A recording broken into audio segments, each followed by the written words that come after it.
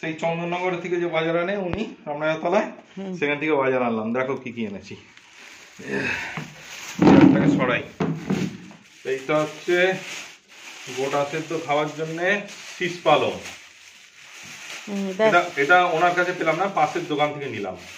এটা 30 টাকা, প্লাস্টিক থেকে বের করো না, 30 টাকা কেজি নিল। ঠিক আছে। এই ফুলকপিটা 25 টাকা পিস, এত বড়। আচ্ছা, এই এত এনেছি তোমার সিম এনেছি 40 টাকা করে, টমেটো এনেছি 30 টাকা, সব ফ্রেশ। হ্যাঁ, আর শুধু শসাটা দামি নিল 70 টাকা, 70 রুপিস করে। আর বেগুন এনেছি দেখার মতন বেগুন 50 টাকা করে। এই সব চন্দননগরের বেগুন, উনি সেই ফ্রেশ বাজার আনেন না।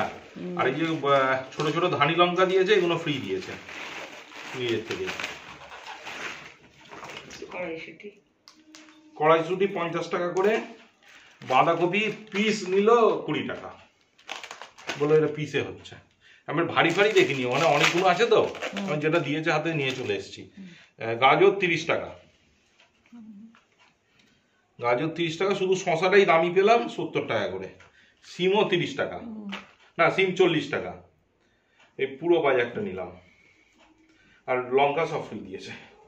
ওনার কাছে তো খুব ভালো পাওয়া যায় বাজার। বেগুনগুলো দেখার মতন, দেখো সত্যি সুন্দর বাজার। সবকিছু নিয়ে 225 টাকা, খুব ভালো, ফ্রি ফ্রি।